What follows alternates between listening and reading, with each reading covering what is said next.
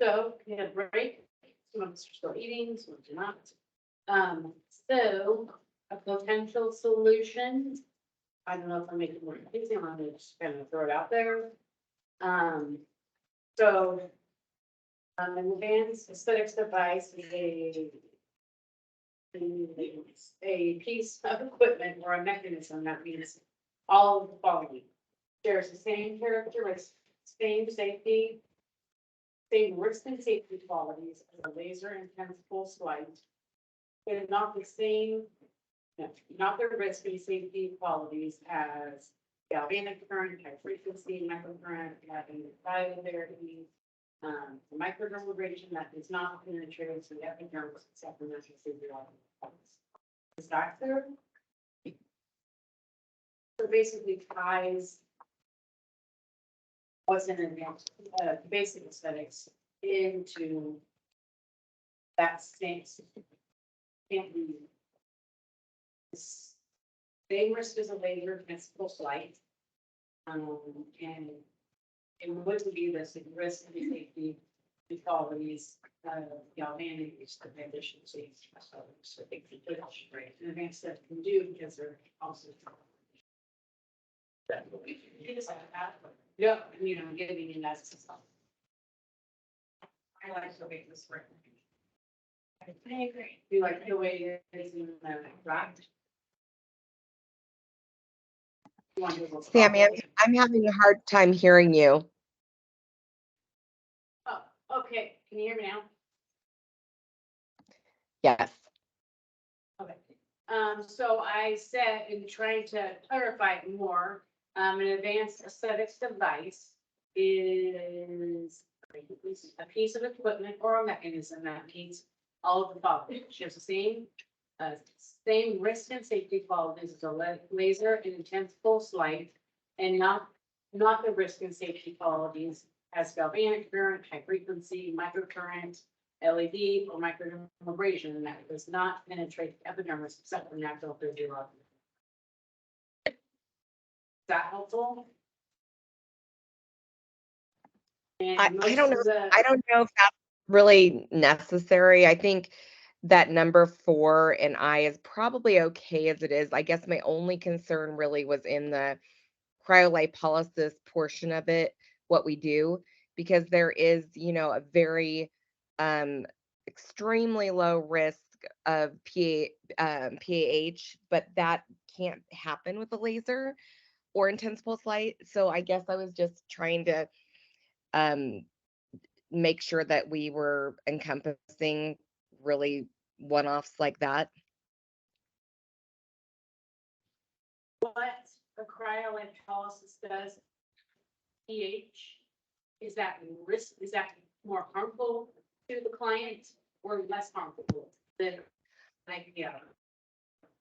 Well, I would say it was less harmful, but then that's all about how you would determine the sentence. So I think it would have to legal counsel would probably be better at knowing if we're phrasing this correctly or not. Can we ask legal counsel about this? I can safely say that legal counsel has reviewed this rule backwards and forwards. But she's Legal right counsel. here. She can. I'm sorry, legal counsel has what?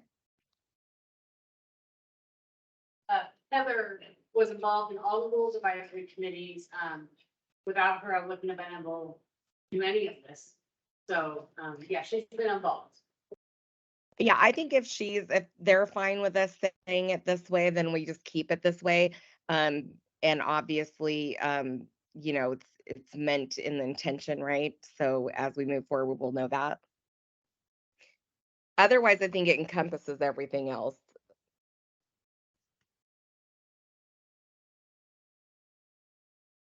This is Rachel. So are we changing the rule or not? You can. You're on the ability to change things in this, leave it the same, as long as it's you know, you only have, you can only do what the law allows you. This can be crazy as a practice. But yeah, you definitely have all the ability to change. Is there a type of I'm only assuming CAE-COS is a modality service, yes. Is there a device that does that type of thing that you could USP? Principles light, laser, and left. I don't remember, that's just kind of. Get the broad term of what the body is storing in, or does that need to be completely separate? In its own right. This is Christy now. I think the issue that Rebecca's, I think the issue isn't about defining it in words per se, but it's more the legality of if, like, and as studies come out, there's random side effects. The modalities all fall within the rules that we created initially. So we know that the intent is for body reduction or skin rejuvenation or anything on that list. I think the question becomes, they're all relatively safe, that they all fall in that parameter of laser, but if there is I mean, we're just dealing with side effects that are a little bit different in nature. Is that what you're asking, Rebecca? And so should we be concerned with how broad that is? So do you? Yeah.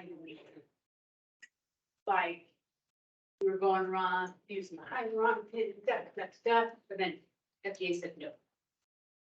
And so that changed that dynamic, right? And now estheticians, if this rule goes in, goes up, can't, is that what you mean? Kind of?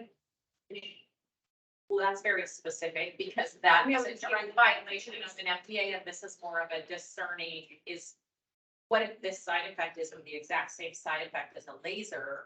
Oh, okay. Even though the intention and the reason for use falls within. So I guess that would be a question possibly for Heather. But I think it's meant to capture the category of risk. It doesn't say that it has to be the same risks, the same type of same risk that would result in a person, but it's the category of risk. So going back to what you had said, it's more along that spectrum category of risk as a laser and tentacle slide versus that category spectrum of risk that you would get from using one of the galvanic current or microdermabrasion that they need. So it's the category. Ms. Tracy, is that the language that might need to be in there, the category of risk?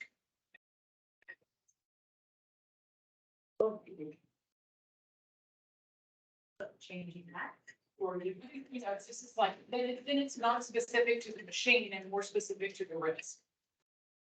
To me, that's the way I hear it differently. It's like, it's not about like the same risk as a laser. Category of risk makes it be about the risk and less about the machine. Would you say shares similar risk and safety instead of the same? Right, consider that. Right. So I think that's where you're looking at qualities. And now we look at the words, the whole phrase, same risk and safety qualities. Got it. And whether you'd like to change that to same risk and safety characteristics or the same category of risk and safety qualities. So you can do something like that. So you're getting at that same idea. I think the word same is just feels a little bit. This is Rebecca. I actually think the way it's written is probably better than that, to tell you the truth, because the things that I'm thinking of don't fall in line with a risk of a laser device at all or an intense pulse light. So I think with this being just saying greater risk or inherent risk as a laser, it's fine. I think if we change it, we're making it worse. Because let's say I get pH from doing cool sculpting. Is that to me going to be a worse risk than me getting, maybe a blister from getting tattoo removal? That's all up to the beholder and whoever it's happening to. So I just was just making sure that I think this is fine if it says greater risk or greater inherent risk. It's just going to be up to the interpretation of the board. Yeah, and if we find that there's problems understanding it, always go back to the beauty of them. Orals to the FAQ. And I can always bring back to the board, questions I'm getting, phone, emails I'm getting. So we can kind of talk these. Has the wording of this been an issue in the past? Hasn't had any word. Okay. So I don't know. Okay, It's has been an issue since there has been. right, so my thing is, let's just run with it, and let's see how it plays out. Like you said, we can always come back, change it, And this is a proposal, right? right? So you may get a bunch of comments that, this, we don't get it, Right. this is, and maybe. But we can always come back and alter it to where everybody's in agreement. Yeah. And that's kind of the purpose for public comment is to give us that feedback, hopefully we can pay attention. So, and then you can throw it all in, see where it lands, we can be more, restrictive, less restrictive. Really, preference of the board. If some men do it, put it all in. This is Rebecca. So I think that's a great idea. If these can be changed later and we're not hedged in, then I think, we can try this out and see how it works and move forward.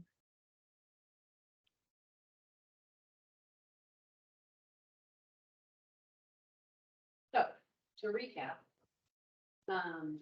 you're not going to change the advanced study school. Everything's okay with the way it is. If we want to say the lesser risk part, or the big with it. Good, okay. Just doing the visual call, and everyone's shaking their head. We're good. Do we want to go back up to aesthetics? We feel about that. How are we no longer? How do we- Yeah, this is Beatrice Dan. I kind of like feel like we're going through the rules, but I feel like there's like some things that we haven't addressed. I think that the goal today was for us to define devices, and then we were supposed to kind of see what the devices are. So I still feel kind of like a little like unknown where like when I'm looking at the aesthetic definition devices, like one, we still don't know what aesthetic devices are in CAUS or COS, as well as we talk about my biggest concern as a provider as well as an educator is that we have under number 6, where it says it is a responsibility of the esthetician to be trained and educated. And so under the pursuant of 817-010-0065, which on page 28 of our rules, it says that you can self-educate yourself. So when we're talking about these devices, there's so much more beyond what the devices we can use, because I know the big topic, I know that we haven't come to agreement is microneedling. So I'm just going to put the cat on the bag right here. And so, I feel like we've been tiptoeing around this subject. And so like for me, we're talking about natural, the definition of what natural physiological effect defines. We still haven't fully discussed what is the natural physiological effect that we're causing to create erythema, or what we call, some people are calling blushing, and death. And so I think that's the biggest thing right now before we go into voting is really talking about what are those, what is the device under CAE?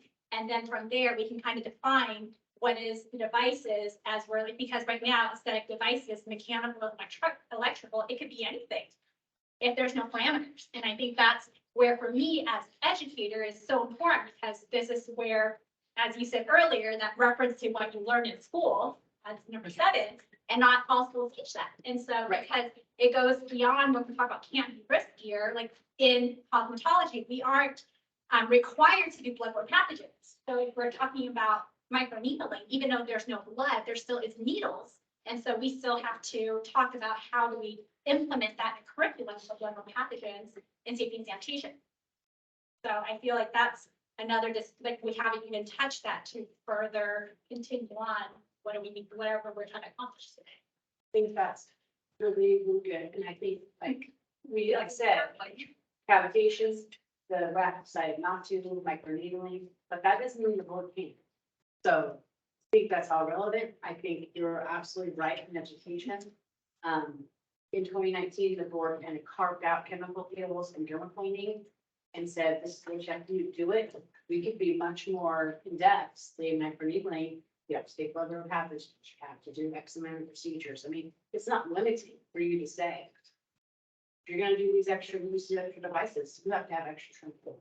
Yeah, and I think as, again, this is Beatrice Dan being a person of color, I think that goes beyond just being able to do an electrical device. Like there's so much more, again, I can go one way or another because I am both licensed in both practices. I teach standard aesthetics, so I would be happy to teach microneedling, but that goes back to, as an educator, what is the parameters, what is the scope of practice that we're teaching our students, and the safety, because I think it goes beyond what the depth is. I think that was the biggest discussion, what is the depth? And I think that as some of the advanced estheticians, it really doesn't matter what, because everyone's skin responds so differently. So when we're talking about natural, physical, logical effect, like what does that really mean? Because you can potentially, like somebody has thickest skin and you can still go at the shallowest depth, you can still potentially cause bleeding. And so I think that's just kind of like from there, if we are causing that, what are those safety precautions that we are teaching that somebody can't just go online and learn something? And then beyond just learning something, what are the safety for treating all skin types, all people, color, like, disease? There's just so much more beyond just the performance of the treatment. Getting the qualifications to teach that treatment, I think, is my biggest concern. Carol, can I chime in real quick? When you say here, you're talking about training, it's responsibility of the institution to be trained and educated on mechanical, electrical apparatus. Isn't that what you do now? Yeah, but not all schools teach those mechanical devices. It's not required in a school to teach every single device when you are talking about that. Well, my issue is if you're not trained to use it, why are you using it? That's the biggest question. You should be It should be black and white. Yeah. Because it goes back, it's like this Beatrice, it goes back to epidermis, as we all know, epidermis, there's no blood. And so like, it's really black and white. Like, to me, it's very black and white that way. So like, to me, when you're using a machine that, like, when it goes to like, when you're using microneedling, you are causing erythema, you are creating bloodborne, like pinpoint bleeding to create a certain effect to the skin. So even if a basic standard esthetician isn't creating pinpoint bleeding, we are now misleading the customer on what the treatment is. And the risk is. Yeah. And the risk, there's a much higher risk, exactly. I think there's a couple options. So when you reconcile rules, doing it after these, and like I said before, it gives you opportunity to do other things, like create an education program. You can do it like journal, an example, the journal thing you're going to feel something should be more in depth. Because that schedule isn't written, right? And if you give me the direction that that's part of what you want to have happen, I will obviously build qualifications, exam committees in, or whatever it is. So you've got that option. That's something you want to explore, absolutely. And it's kind of already on the radar. This, I'm sure, along and those kinds of stuff. You can also, we currently have, it's prohibited to use needleless, derivative devices that should be prohibited. That, I never heard you say microneedling, and kind of the questions I get, the most popular is, can I do daily needling that I don't go past what you find in depth?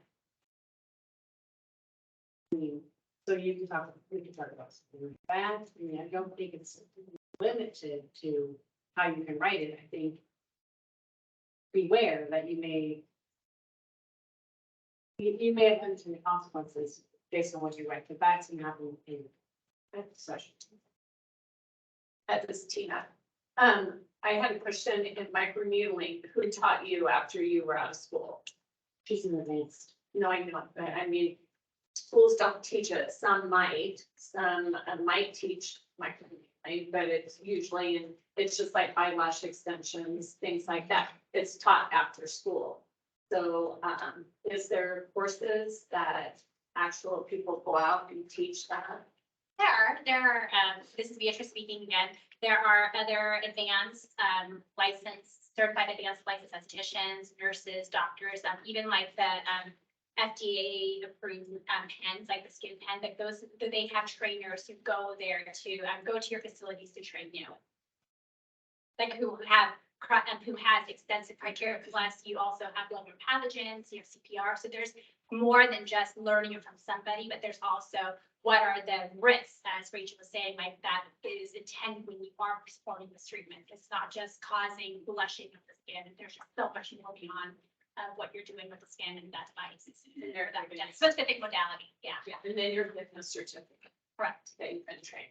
Here's a fun piece of information. When the rules for CAE were originally written, microneedling was in the education.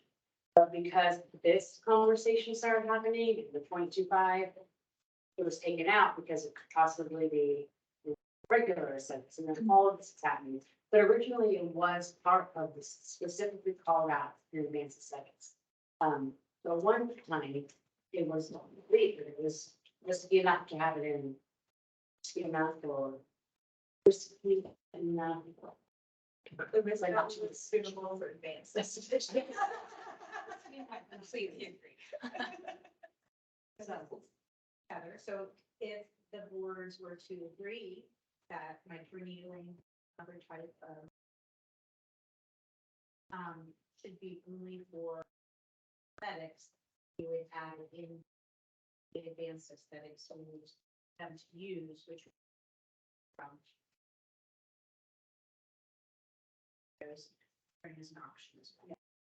It's hard to say, I'm just gonna ask your opinion, Kate, like, do you believe that it should evolve in the scope of practice for estheticians? And if so, are we looking at creating more curriculum for that licensure for that scope of practice? Yeah, so this would be a Chris Van speaking. I honestly went into this, like, I can go one way or the other. You know, I think that as long as we do the due diligence, it goes back to the intent, right? That we make sure that we, if this goes into rule for cause, that we have the right parameters and training to launch it. And I think, you know, and I think that goes back to, but I do think that with cause, there is so much that we are teaching our students in a short period of time, that adding microneedling into the, or microchanneling, however we want to call it these days, that it is a lot for them to comprehend already.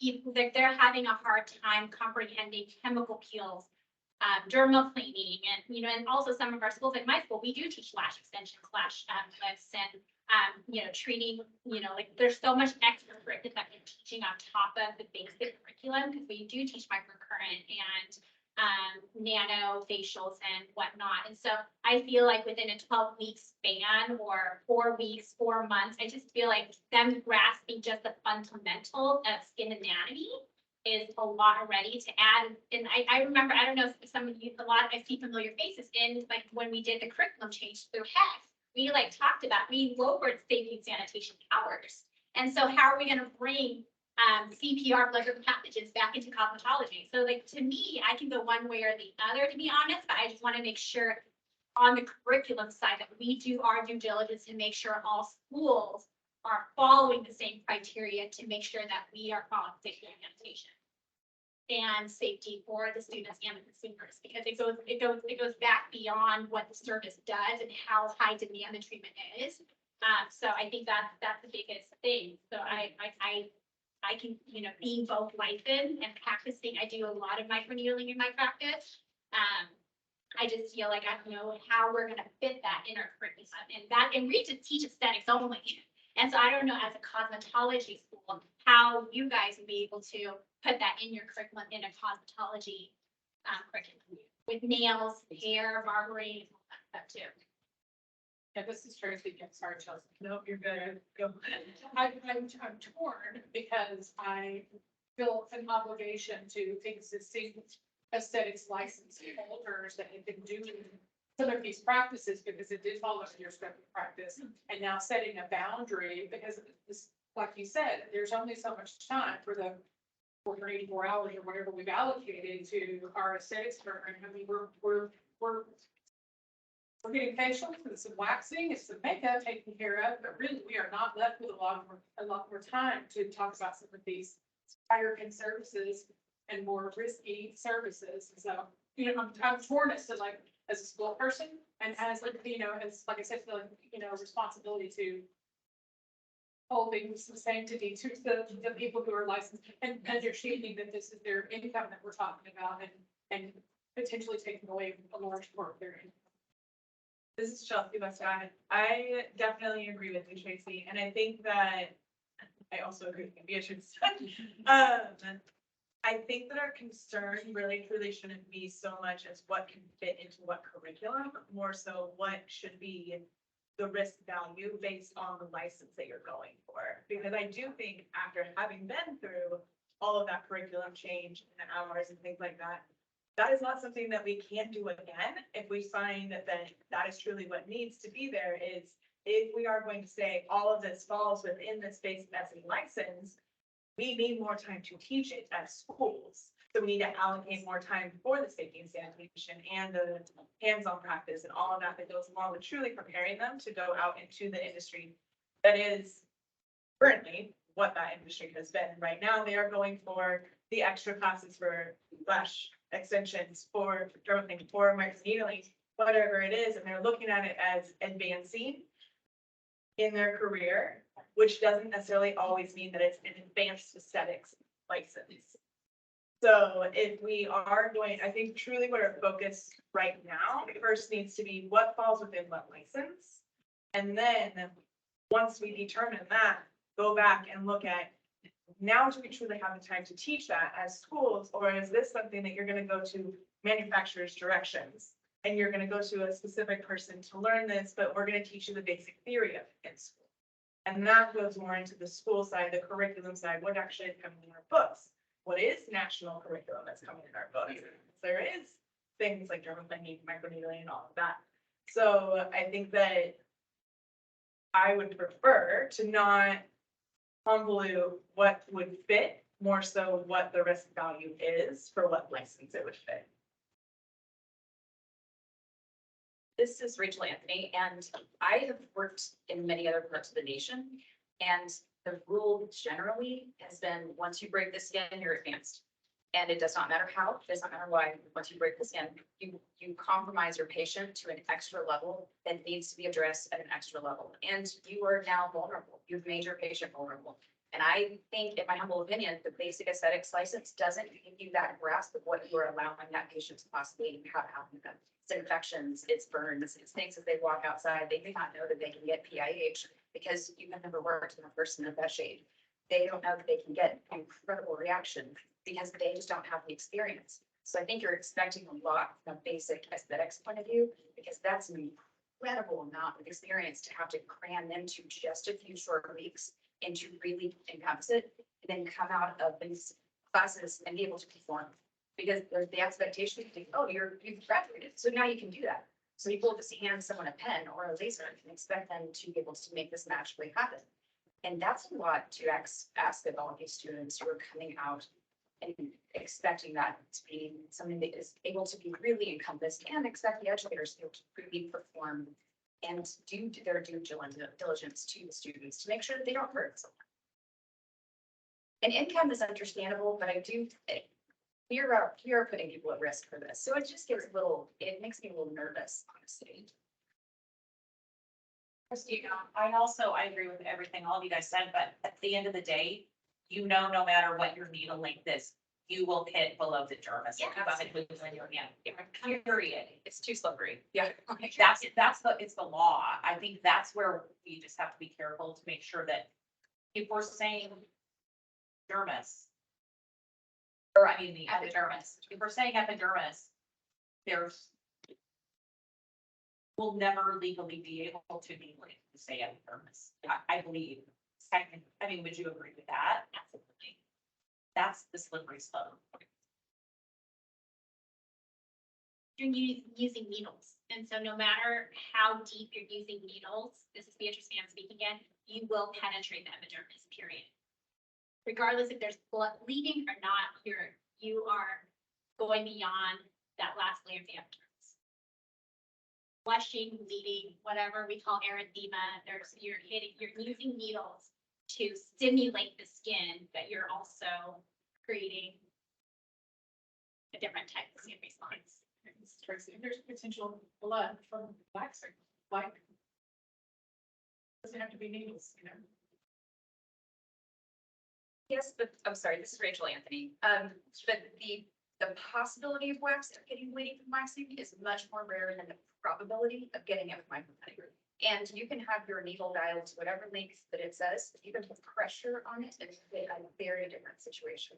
So I've had to coach like individual estheticians and remind them your pressure pushes it further down. And that is a concept that is completely new to them, which I found scary. So there's just more of a expected risk that's almost guaranteed with microneedling. It is a possibility of waxing, but that's also one of the reasons that waxing is very risky. You have to be really, really careful with waxing. Yeah, I said that in that we, on the school side, we're still in a ton of education with. You know. Environment. Yeah, David Howe. Okay, the definition, the aesthetics we're looking at for the device, right? There's no reference to these microneedling, what have you, right? So No, but can you go beyond and clarify, are you saying that, I mean, if you're gonna do needling, and it's sounding like it's an impossibility to do it without going into the dermis, going below epidermis, how is that relating to this definition? Are you saying, what are you saying? I think I'm missing.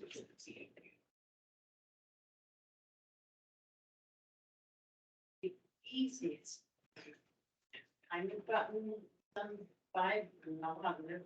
Easiest thing to do where you're considering saying, please, that's microneedling isn't in scope for COS because it penetrates the epidermis.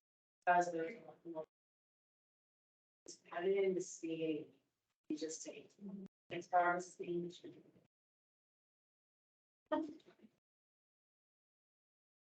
Yep. Repeat. So if you're talking about saying COS, not the microneedling, because it penetrates the epidermis, because it's restored, because there isn't enough time in the aesthetics programs, to learn all the other things, ethnic skin and non-ethnic skin, and what are all these things that happen, then just put microneedling in the CAE. You do that, then it automatically says it's not in CO, the regular settings. That's the easiest and cleanest way. Okay, something else you have to consider is the board, cosmetology board has no authority over the. So you can verbally say, so the cows come home, you have to teach X, Y, Z, and H, and then higher education board will issue some check. So, and everyone knows how often that they change curriculum. Senate Bill 217 was supposed to resolve that issue, but the Senate has decided not to come back. So I don't know, it seems like that's not going to pass. So we'll still be doing the curriculum. So that's also something to consider. So the easiest would be microneedling, move it over to advanced aesthetics, and it automatically takes it out of COS.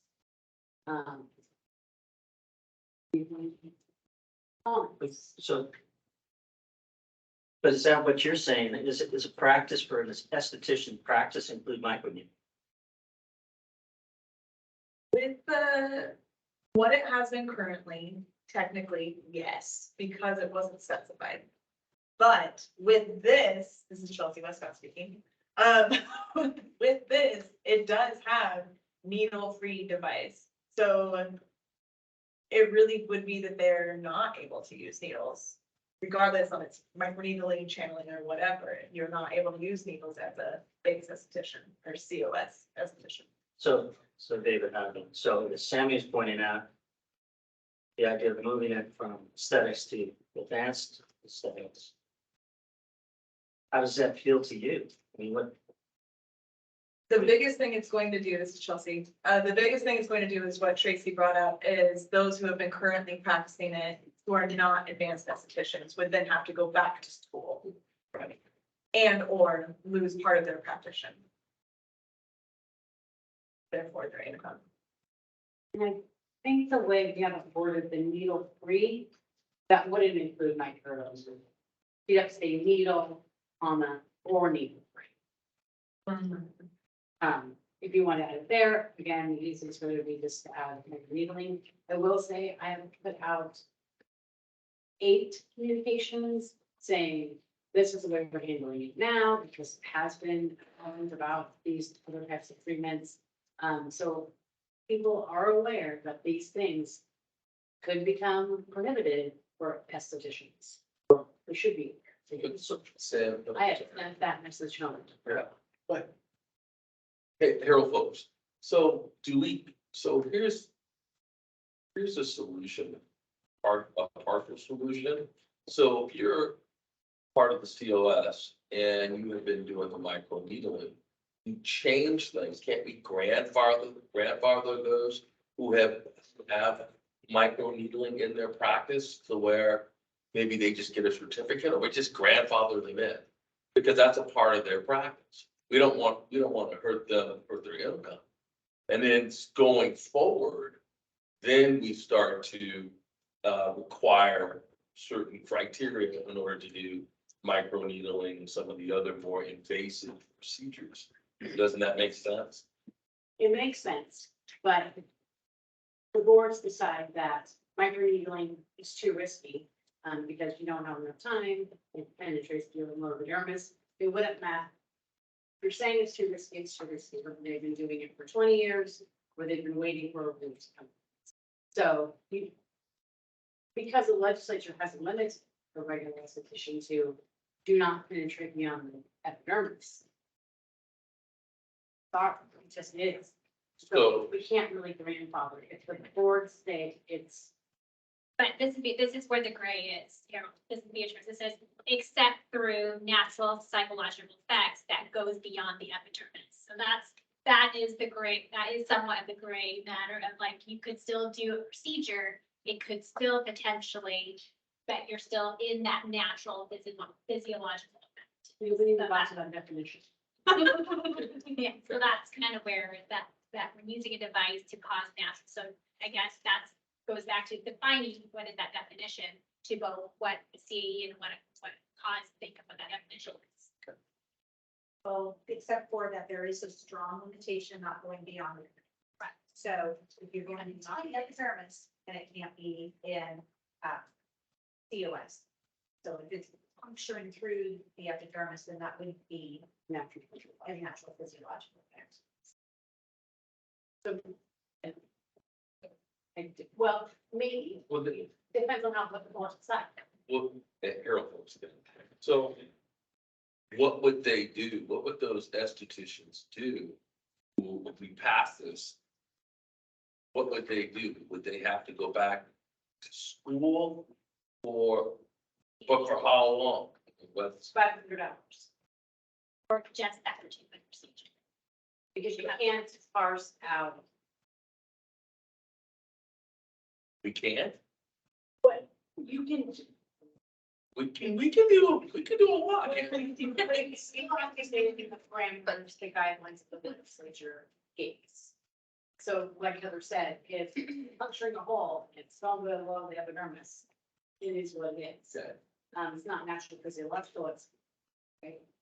So, there is a law, couple laws, one HOL and one in COS, where specialty fields of practice, specialty fields can be created, but they still have to fall within DOS. You can't go beyond that because we tried. So, and that would take, more advice from legal and so, but that is one option. So David, how here, I mean, talking about microneedling, that definition, non-ablative. By puncturing through the epidermis into the dermis. Is that wounding the dermis in any way? It's a great question. Because if it's wounding, can't do it at all, by definition. CAE never defined bullying for that particular reason. Well, but it's part of a definition. It's part of a definition. Well, bullying is different. This Well, is but- Christy now, it's more of a controlled micro injury. And not. a Control wound. injury. It is, when you're trained properly, it is a pretty microscopic controlled injury that is not in the same class as a wound, but that is, I understand where you're going with it, and that's why the whole topic is layered. Right.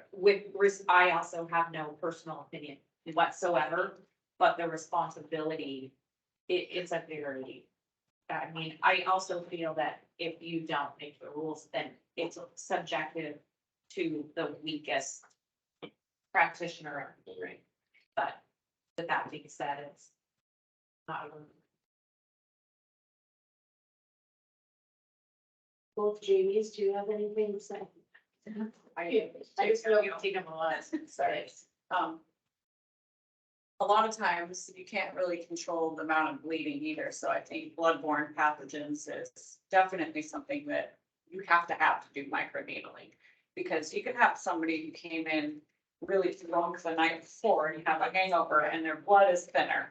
That happens, like you're making a tiny little puncture and they're bleeding all over the place because they've thin their blood.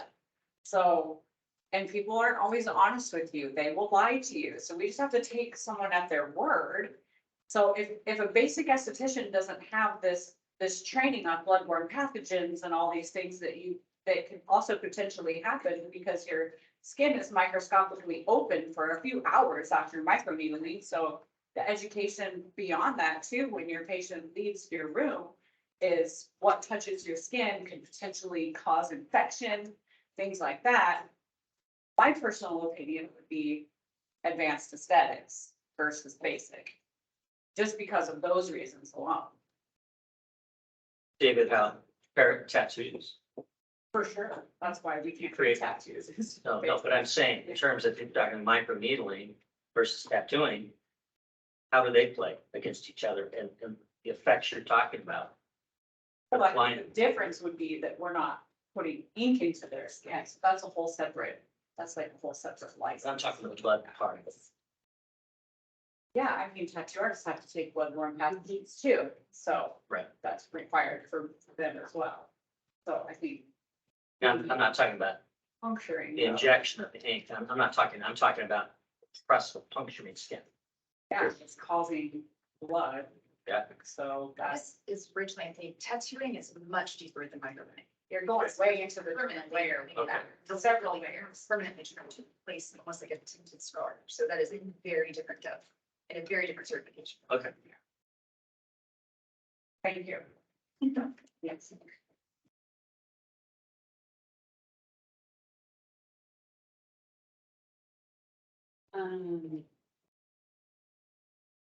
Struggle.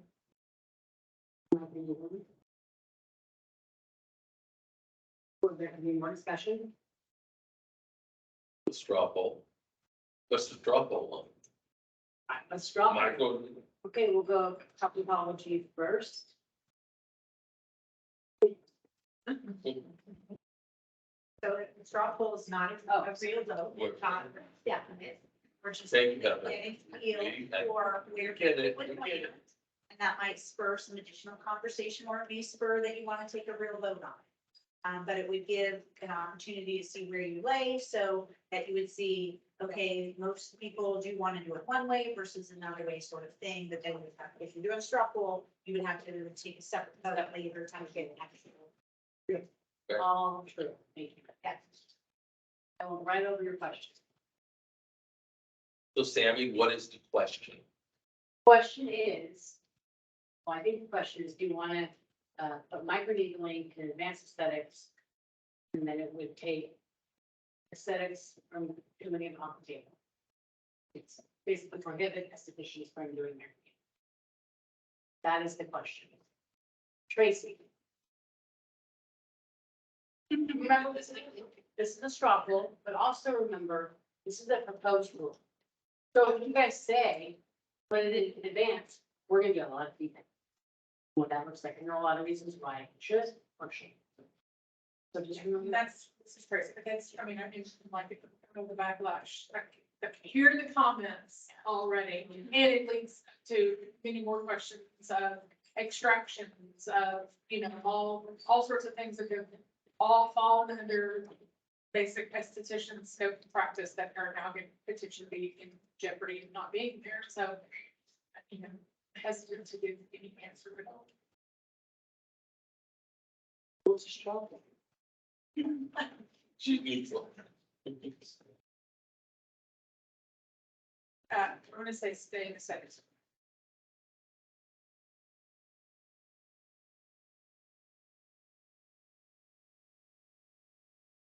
Jamie. Yeah. I'm still learning. I don't do aesthetics. So I feel like I've learned a lot today, but I'm going to stay neutral because I don't really know. So you're Steve And yes, from struggle. Carol? No. Yeah, and the reason being is because what about those estheticians who've been doing it? You're telling me it's a hard stop and somebody's a third of their practice is doing these procedures. Then what do they do? Go back to school for 500 hours? So the answer for me right now is no. If we can find a way to somehow either grandfather them in, I know you said we couldn't. Okay, number one, number two, or at least cut down on the hours for them. I mean, they have the experience of doing these procedures. So we should be able to cut down on the hours that is needed for them to get some type of certification that says you're certified to be an esthetician too, maybe. And instead of going to school for 500 hours, you only have to do 100 hours, something along those lines. So, but for now, the answer is no.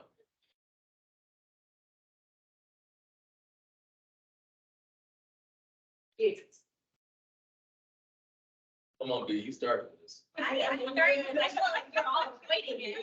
The comments are going like. You got a woman up, so let's go. I would say that it's hard, like, I would say, I know it's a straw poll. I would say if we are able, and I think this is where my questions at orientation, whatnot, is that if we are able to create solid parameters in basic and cause, that I would want it to be here to protect some of the estheticians who come in, because I do understand of that. Like their livelihood. But when we are looking at black and white, epidermis, it's very black and white. Epidermis, there's no, like, that's where I sit, where I'm so black and white. So I have to say, I think the CAE, if we're looking at truly definition of cannot penetrate the epidermis. So when I'm looking at in Google, that's what I teach my students. That's the first thing I ask them. Is it going up beyond the epidermis? Yes or no? And are you creating pinpoint bleeding? Yes or no? And so when I logically think about that, that is a logical thing. It is, you are going beyond the epidermis. That is black and white to me. And I can't find, I cannot find a gray. So I'm gonna say I would probably go with it being into CAE if we were to where we're at. Chelsea. One more time to think. Okay,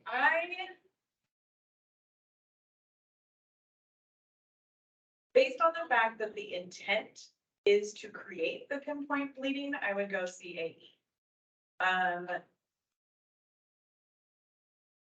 The main reason I would leave it in COS would be because of those that have been doing it are probably more experienced than those that are just first going through school for it. So if there could be some sort of way of like, you come in and test out on it real quick,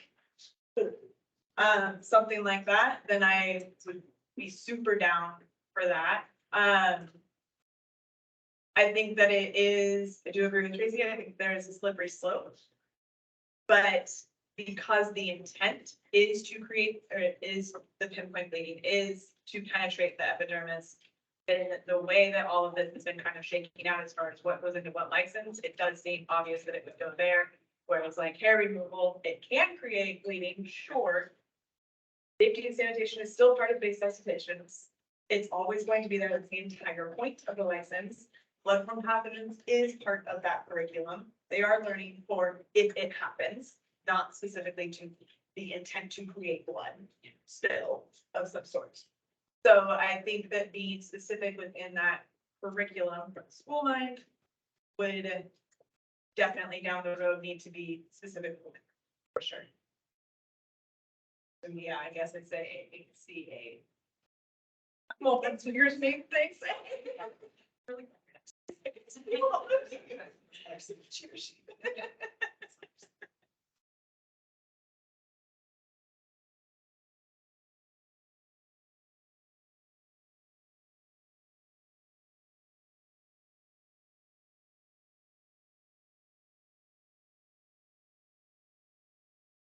don't like this answer, but so there's a lot of explanation. So the board is 7 members of cosmetology, the membership. But a quorum is of the people, of members who are here. That has to be at least 4, but if there's 5 of you, we need 3 to vote 1. But this is still a strong. No, I'm just saying. And I said, you don't let me. One person, you, Okay, yours will be tough. There's. You wouldn't have- I have a question. Yeah. And again, still learning, they don't do it steps. So You're not- we're talking about extra additional training. My concern with the ones that have been doing it so long is that they don't have the proper training. So I know that that would be devastating for their business for a minute. But wouldn't they benefit from the extra training?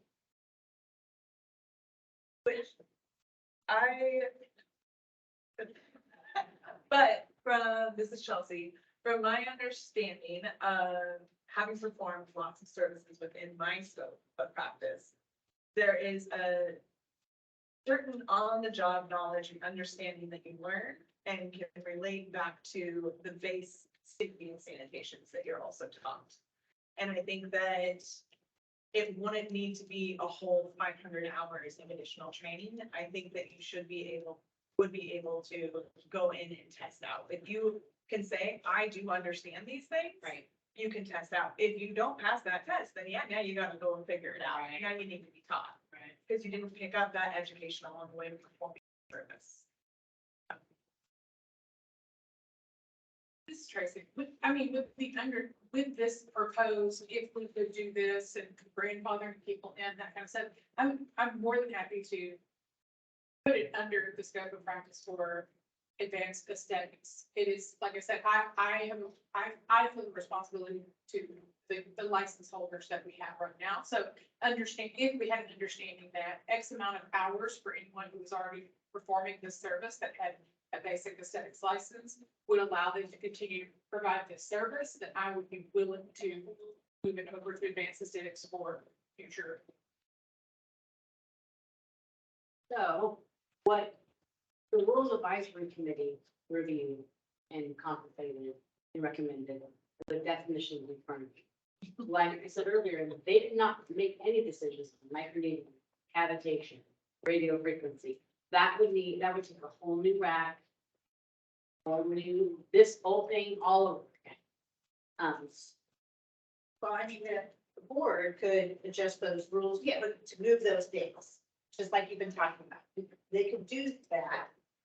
What they could move microneedling up into Yeah, CAE. yes. Sanitation up into CAE, they could make those decisions because that's all. Creating education. But that would be Right. different. Yes. If you're considering creating an education piece in order to do microneedling, that's something different than device and just deciding what device is in which scope of practice. So that would be a whole different scenario. And if you're contemplating that, you really have to decide, is microneedling in, out, depth, not, before you can make I mean, as far as legally, before you can decide to do a special use permit, because it has to still be in that scope of not below, do not penetrate the epidermis. It might not be an occurrence, but it could be something else, but you still have to stay in that scope of practice to not go beyond the epidermis. David, have questions. So if this group doesn't take action on this and place the COS or CAE, does it not put microneedling, the other forms you're talking about, in limbo? What is their status? Who, if anyone, can practice those things? Well, good question. Right now, let's say we get a complaint that a COS is microneedling, then it would go down kind of the same process. You'd get your complaint, there would be an investigation, subject matter expert would be involved. The board would get to look at, create a notice of intent, others review. So the similar processes we're making, it's just in the regulatory field. So that's how we're doing it now. Can I add to that too? Yes. So I think in terms of what notice are you providing to licensees? If you don't address it in rule and a COS licensee does it, penetrates deeper than the epidermis, then you would have whatever device rule you come up with, if it's the same as today, where the rule states you can't go deeper than the epidermis except your natural physiological effects, that person would have been below the epidermis. And so that person moved into discipline. Now, what I'm hearing today is that there's a lot of people saying that whenever you microneedle, it's always going to go below the epidermis. Now, if that's correct, then those licensees would always be going below the epidermis. And so would they have noticed through a rule that they would be going below the epidermis? No, because it doesn't address microneedling in, let me say that in a different way. They would still be responsible for going below the epidermis and be held accountable for that, even though the rule did not place it in CAE scope. Just because it's silent doesn't mean it's not. So they would be liable, legally liable in some fashion for going below the epidermis. You still have to operate within your scope. And so there was not, maybe you can jump in, but on the rack, there was not a consensus as to whether microneedling went always below the epidermis or not. But if the boards are coming to consensus that it's always going below the epidermis, then that is one of the triggers that it would lead to CAE instead of COS. So David, again, I would propose if you were an esthetician, that it wouldn't be a maybe comfortable position to be in, to be doing a procedure that you know could be viewed as outside of your scope and hence be subject to discipline by some regulatory board. I just throw that because if anything, you want to be in compliance. I mean, that's the point. And if this is creating jeopardy for practitioners doing a certain type of procedure, I suggest it needs to be addressed, to not leave it in limbo. I mean, it may not be palatable, the best, or whatever, but I mean, to abstain from addressing it, I think could create some heartache. Well, I also think it's good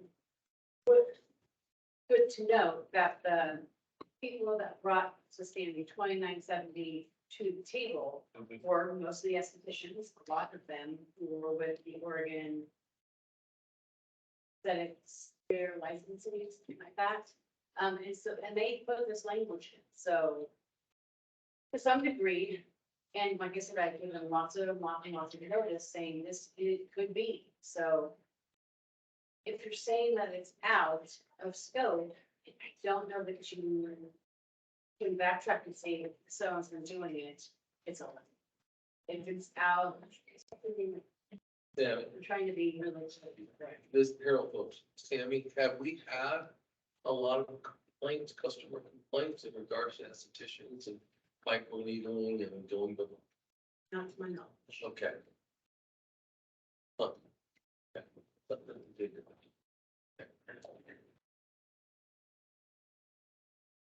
So the straw poll is even. Is Jamie abstained? So. Status is how it is today. I would be out. Would have changed.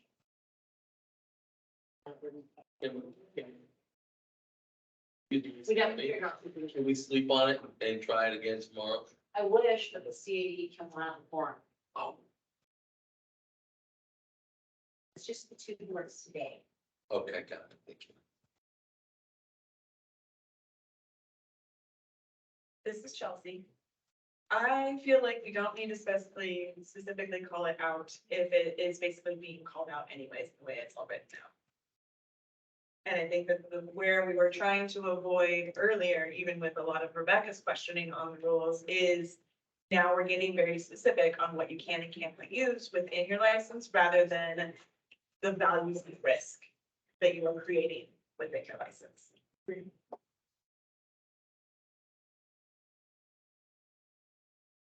Is there more inherent risk in using microneedle than there is in using galvanic current? More risk. This is Rachel, Anthony. Yes. Exponential. There's your answer. Yes. And would that be the same or lesser value of risk to a laser or intense pulse? Like, Yes. okay, so it sits where it sits without us having to call it out.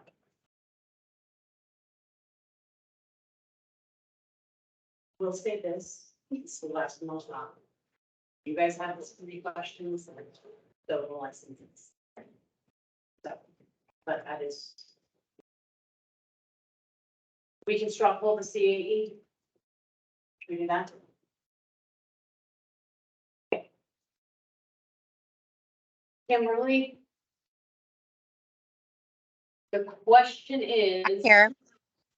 Do we move microneedling into advanced aesthetics? And then so that we make it not in the scope of practice of regular aesthetics, it'd be prohibited. Yes, move it into advance.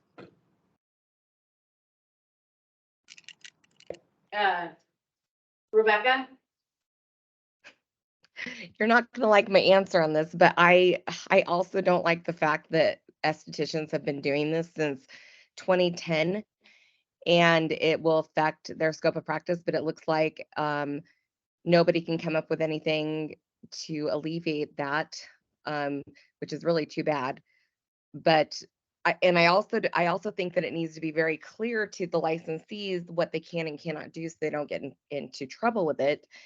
So, but it doesn't look like we have a solution there. What's your answer? So can I just be neutral on this one? Sure. Okay, I'll be neutral. Go ahead, Kimberly. A lot of the conversation got kind of cut out for me, but I do know quite a few estheticians have been practicing microneedling for a while. And I don't know if this would be an option coming up with extra training other than advanced, if that would even be something that we could do. For example, in the state of Oregon, you can go get certified to be a phlebotomist, right? So you're drawing blood.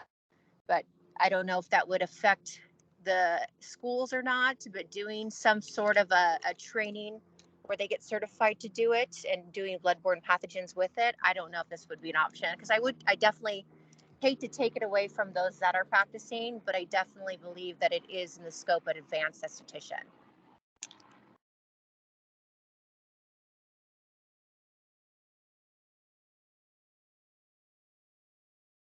Amy? Thoughts? I say it's advanced. Christy?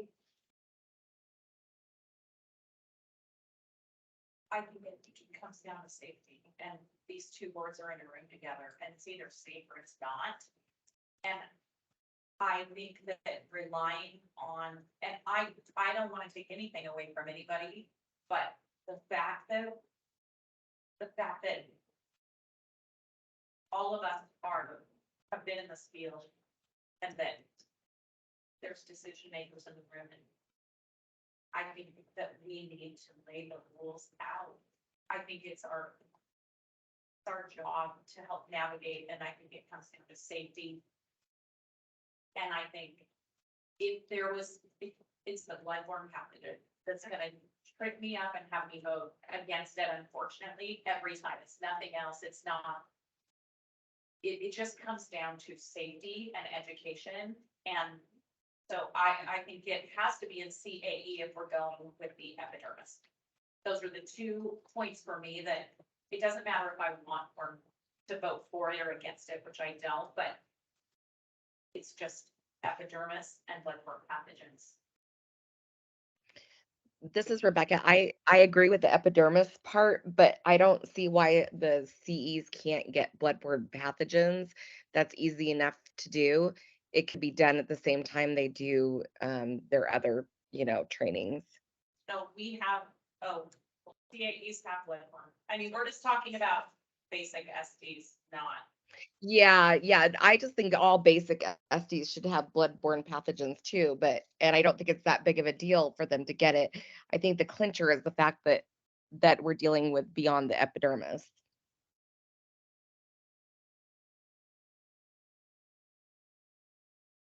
Rachel? Yes. You skipped Dave. David is not. Oh, You're up. I tried. The list I is tried.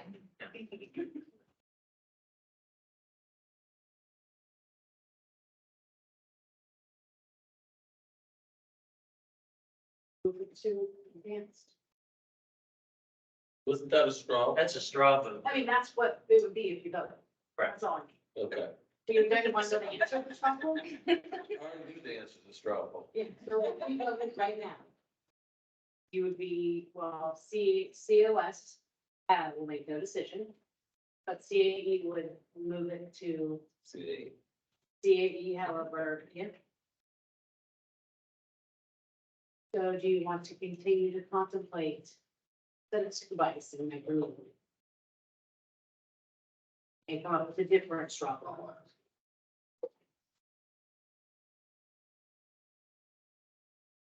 I'm going to have to excuse myself because I have to go pick up my dog. So, sure. Yeah, okay. But if nobody else can. Stop.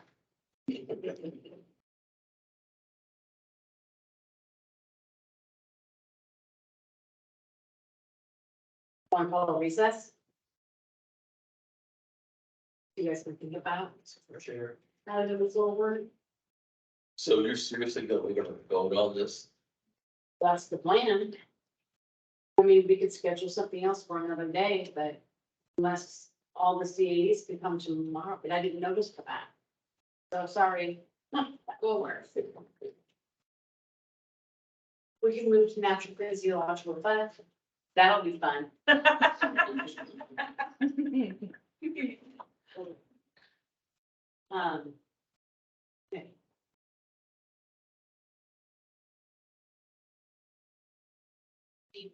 I know you're gonna leave me like that. Well, you brought it up. It was lively debate. It was good. Good, gets the juices going.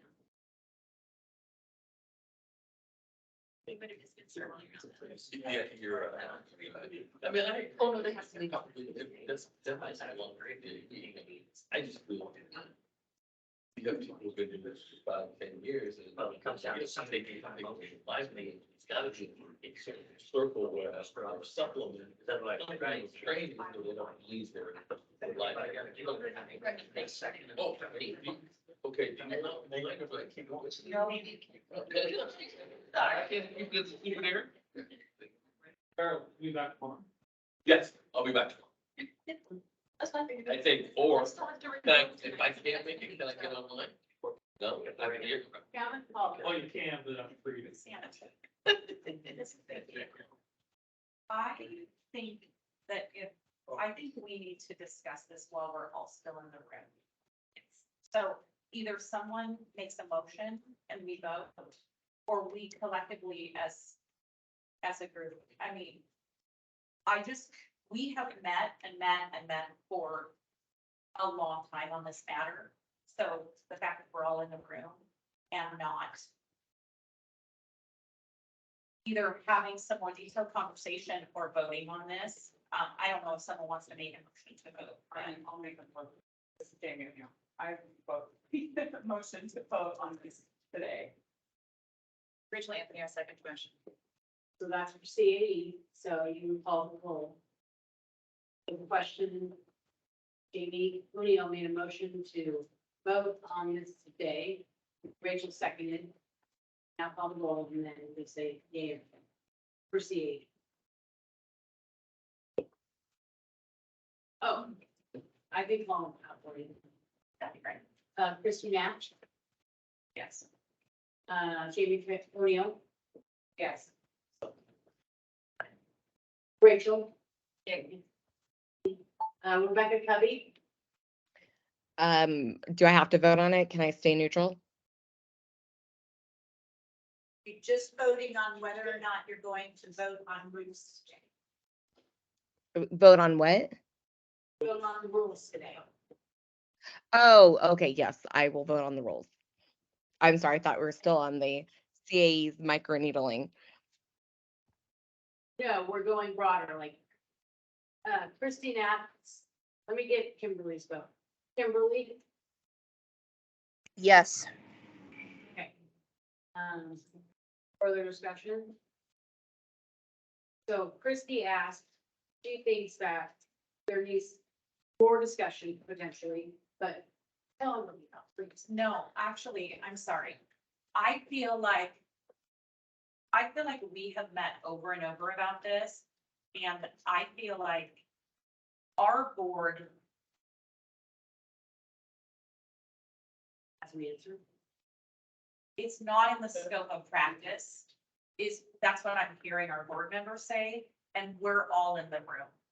Oh, I see. And so I was just saying, for us to leave this room without any closure on some of these things again. And so Jamie made a motion to vote on scope of practice. And the second. Got you. I was thinking totally opposite. I apologize for not being more articulate. Okay, so that motion passes, so Well, let's go back and make sure we vote again, so everyone knows what they're With voting, clarity. because I want to make sure. Yes. everything is clear. This is CAE, correct? yes, so CAE. We've met, everybody's here. The vote is, or the motion is to vote on rules today. No. Just The motion is to add some microneedling. The motion is to add microneedling to the scope of practice for advanced aesthetics. And to not have it be, And to not have it in. in COS. Correct. So was there a second for that? It's Rich. Now, you find your roll call sheet. Yes. Are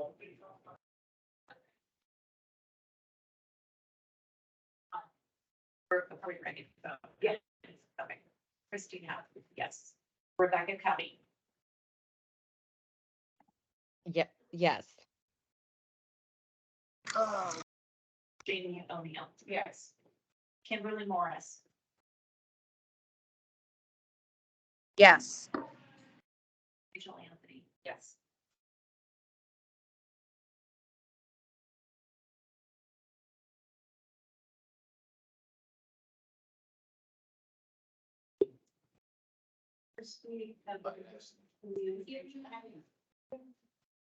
Okay, that motion passes. So, moving it over. That is what the CAE board voted on. That's what they would like. and doing this. No, that's. Sammy, it's really hard to hear you, by the way. Over on So that motion Virtually. passed. Can you hear me now? okay, and that motion was for the rules, correct? To have That the rules go motion forward. was- That motion was to move microneedling into advanced aesthetic scope of practice.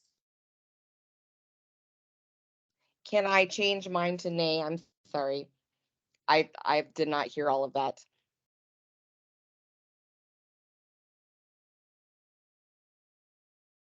Yeah, you can change your vote. Okay, yes, I just would like to vote nay. It still passes.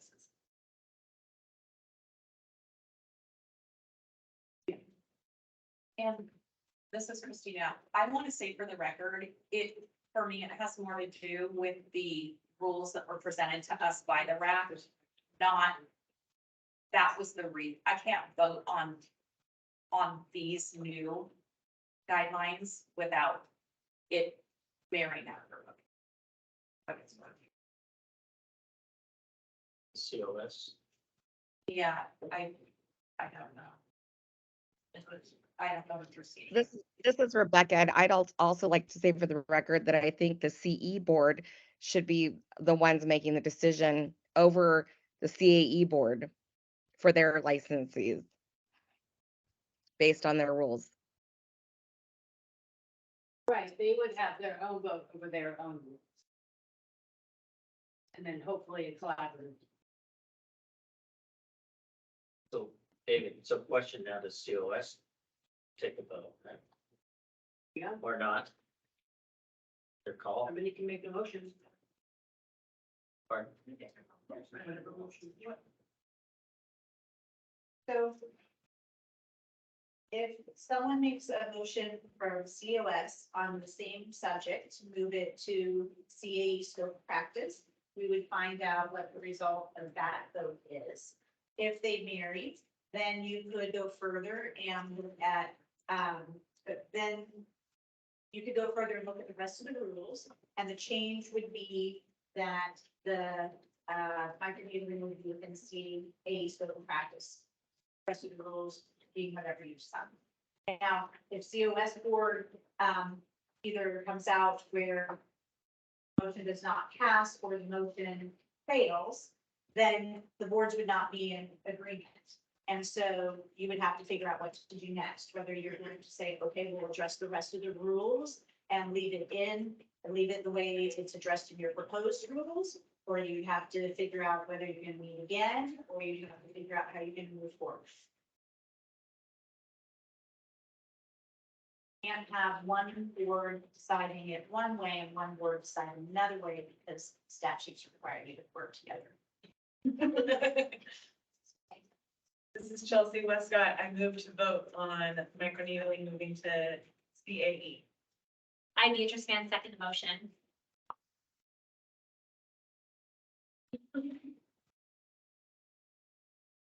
Okay,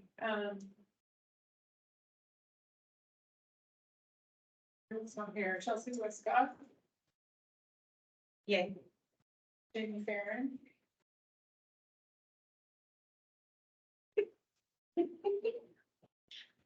Yay. Beatrice Van, Yay. Tracy Romo, yay.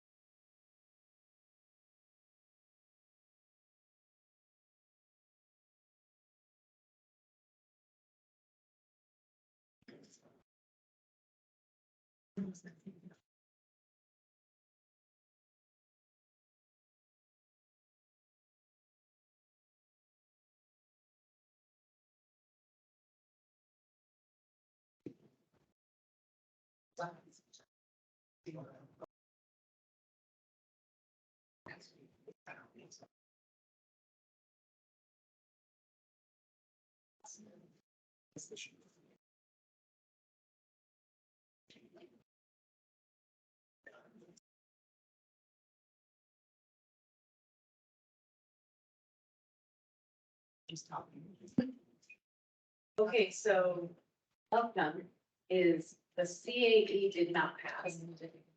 Because you need all 5 people to vote one way, because your membership is in. And your statute is specific. To having that. They vote going one way or the other with a form of the number. And COS where you have 5 here, it's a form of 5, not 7. That is a little. So CAE did not pass, COS. That's what I can. You can revote, you can talk about it more. You can tell us to do something different, go back to a rat, or anything else. I can. Rebecca. And then Kimberly. Yes, so I'm sorry because it is a little more difficult to hear you guys. My main thing here is that I feel like the CE board should have made this decision and I would be in line with their decision. Basically because they're working for the estheticians and we should be very clear as to what they can and cannot do. And I think pushing it over to the CAE board to make that decision solely would not be fair to those licensees. So that's why I voted the way I did, because I wanted to see the CE board take the stand for their licensees the way they felt that they should, with whether they have it or not. David, Danny, can you reaffirm whatever the vote of COS was? COS vote was yes, to move it to microneedling. So do you want to change your vote back? Move microneedling to advanced aesthetics. That's what they said. Yes, if they have voted that that's the way they want it, then I will move it back. I just wanted to make sure that they were representing their licensees. I think we- oh, and you need to move back. Back. Is that right? It's actually. Now she's moving her vote back to you. So both pass now. Okay. Okay, so can you articulate what just happened here so everybody knows? Yes. So I believe it was Rebecca was on the team's call and she decided to vote in favor of the motion, which means that there were 5 votes in favor of the motion for the CAE board. So the motion passes to move microneedling to the CAE scope of practice. The vote from the COS board was that there was a unanimous vote to move microneedling to CAE scope of practice. And so therefore, as you're going forward with the rules, that would be the way, that would be one change to the proposed rules that are in your packet today. Yes. Thank you.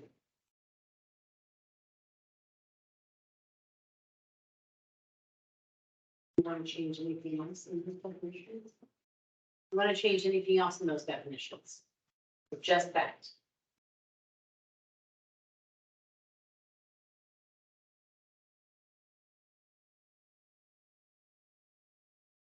Just,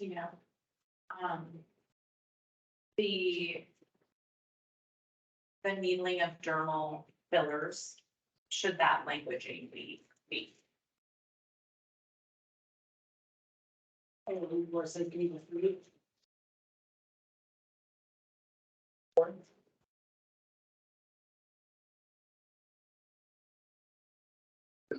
So under aesthetics. Definition.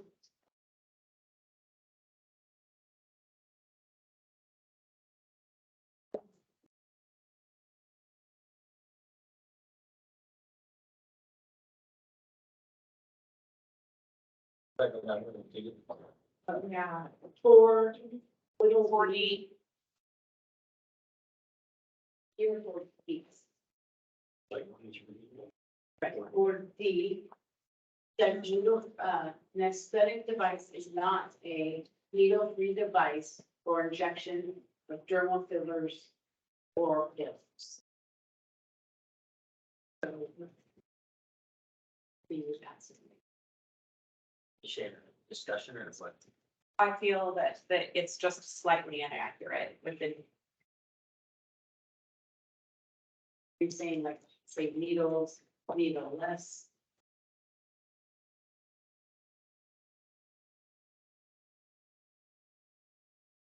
the line with what the other vote was. So 4B is the aesthetics. Can I just make sure I'm understanding it correctly, which is clearly hard. An aesthetics device is not a needle-free device, which then would mean it is a needle, correct?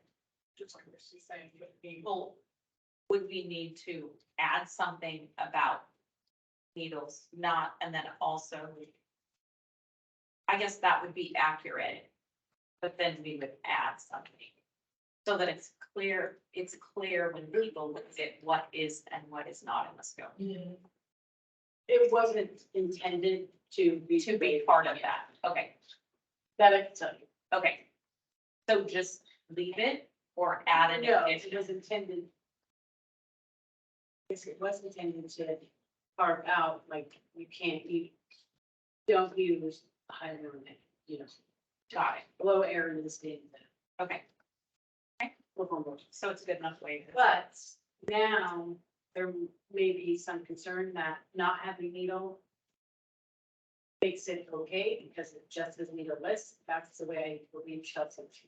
But I'm also reading as other advanced aesthetic device, but now since it's moved into CAE, wouldn't that be classified under a certified advanced license under C? It says other not aesthetic device is not a other advanced aesthetic device as specified in OR 819. So that will cover it. So then that's something that you guys would have to add, that microneedling is a part of your skin that your gym is eating.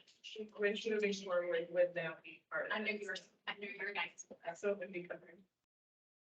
You'd probably be clear if you said needle on needle free. You can feel it reads correct, that's.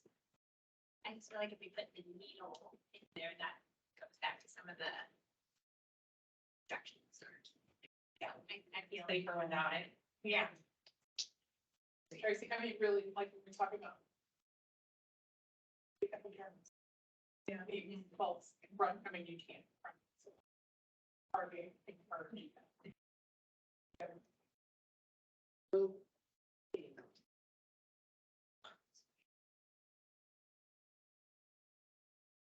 With the wage for aesthetics device.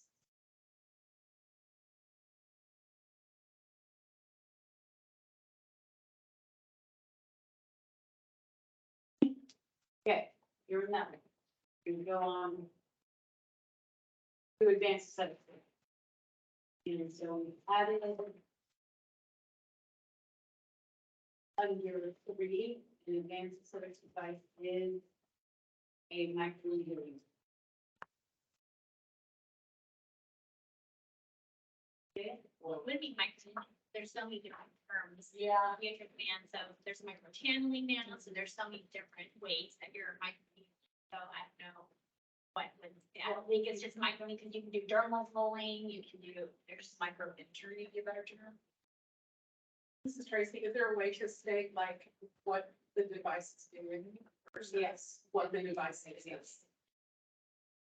What does that device do? Like. Pierces the blah, blah, blah, and a certain blah, blah, blah. No, blah, blah, blah. Micro piercing.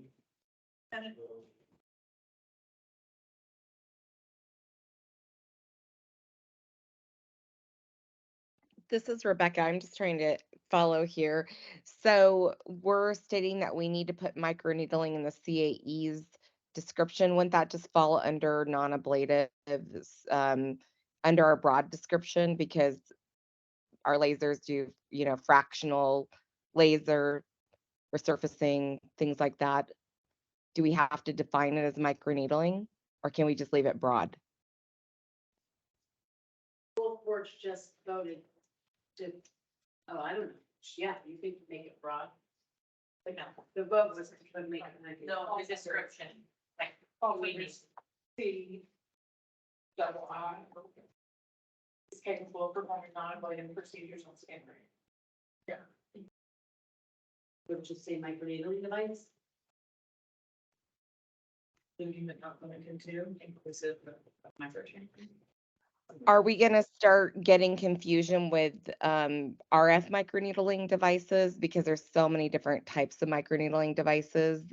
That's why I was trying to keep it just as broad as possible because we're gonna run into this with almost everything. Is there certain microneedling devices that an esthetician can use? In the whole big package of microneedling? Rollers, pins, whatever. Is there Oh, no, certain I was just referring to for the CAEs, like if it's in the CAE scope of practice, do we have to list it as microneedling? Or is that so that the CEs understand that it's in that scope? Is that why we're doing that? David Hager, I think you're trying to put what house is it gonna fall in? I mean, otherwise you're not defining where it lies. And both boards just said it should fall under the scope of CAE. I would suggest that you wanna label that specifically. I mean, if it's generally known as microneedling, a device that punctures the epidermis and goes into the dermis, something. So you know, that's what you're talking about. What about a piece of equipment or a mechanism used for microneedling, microchanneling, dermal rolling, or similar procedure? There you go. Yes. There you go. Okay. Yeah. Good. everybody was just trying to say. That's right. Okay, we add that. Any problems with the CAE? We're good with that. The CAE definition of device. So, David here, can you repeat what you just said, Heather, so we make sure Kimberly and Rebecca are hearing the added language you just proposed? So under 3, it would say a piece of equipment or a mechanism used for microneedling, microchanneling, dermal rolling, or similar procedure.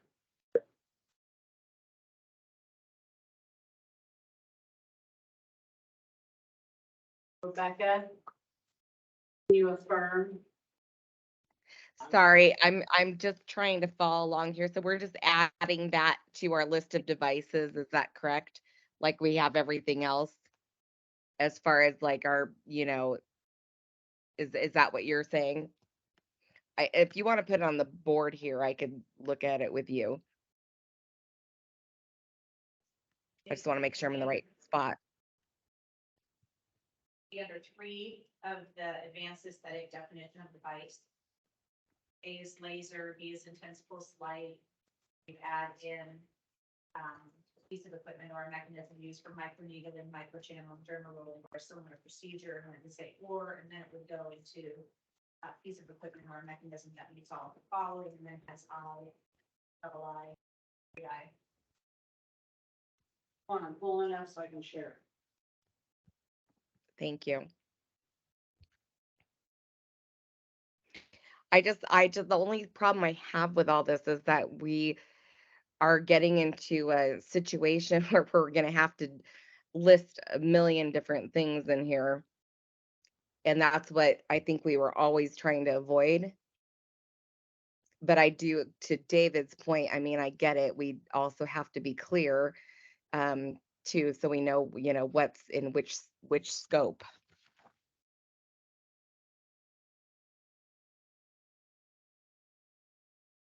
Go ahead, Kimberly.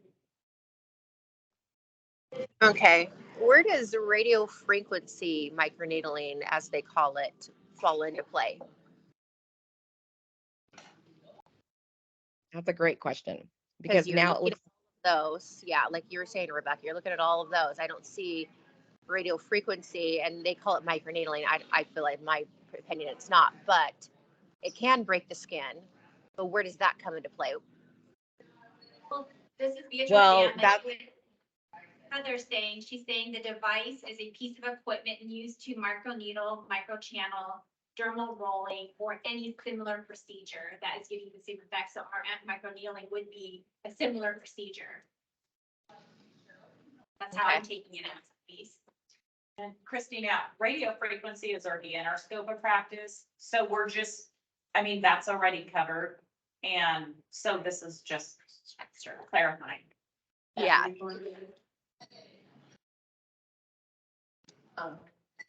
Well, yeah. Oh, the battery on this is probably. Yeah.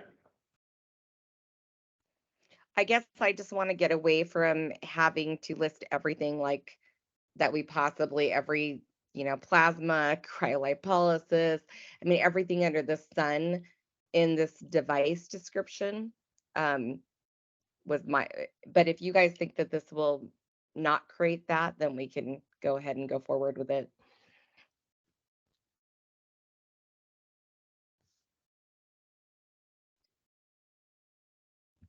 Yeah, I think we should clarify.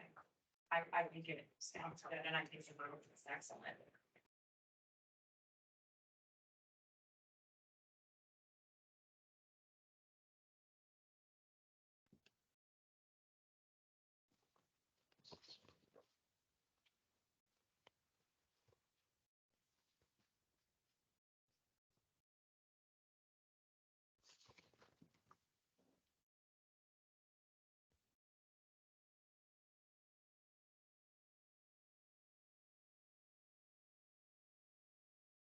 Sammy is typing this up so that she can put it up on the screen for Rebecca and Kimberly to see.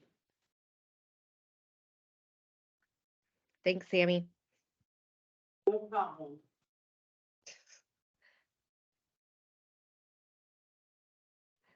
Thanks for your patience, everybody.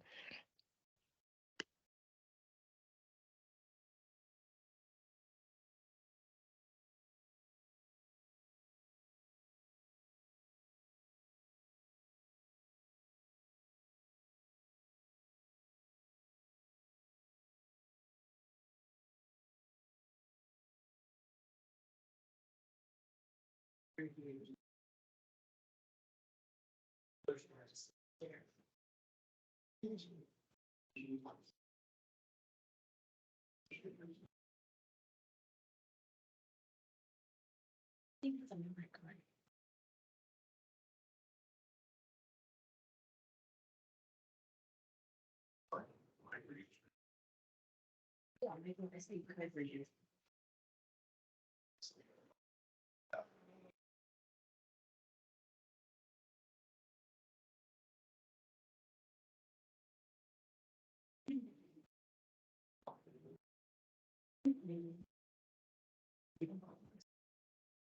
There it is.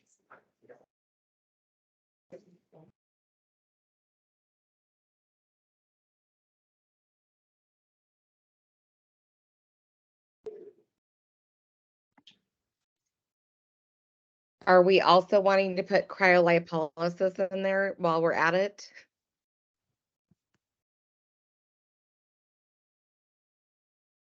This is Christy. I feel like all of those formats fit under body contouring, and then we're gonna get into listing devices. Is Okay. that, how are other people feeling? This is Rachel Anthony. I agree. I think we need to stay a little bit more focused on The device sounds good. In a general fashion. We So could do if you have it it like- here for just grammar purpose, I think you need to change word using to used for.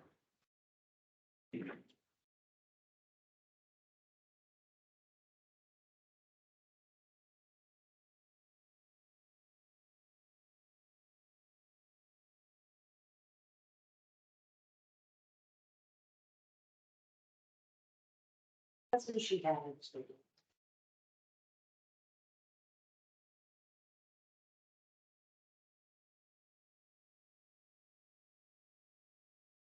Emerald.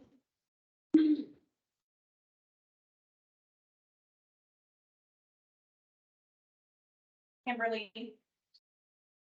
Did you want to make a comment, Kimberly? Oh, no, I'm sorry. My hand's still hanging out. Okay. Hanging out. Yep.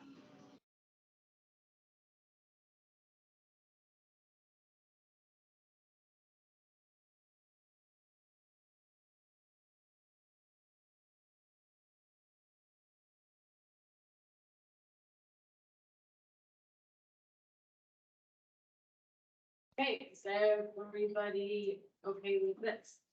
Adding this in.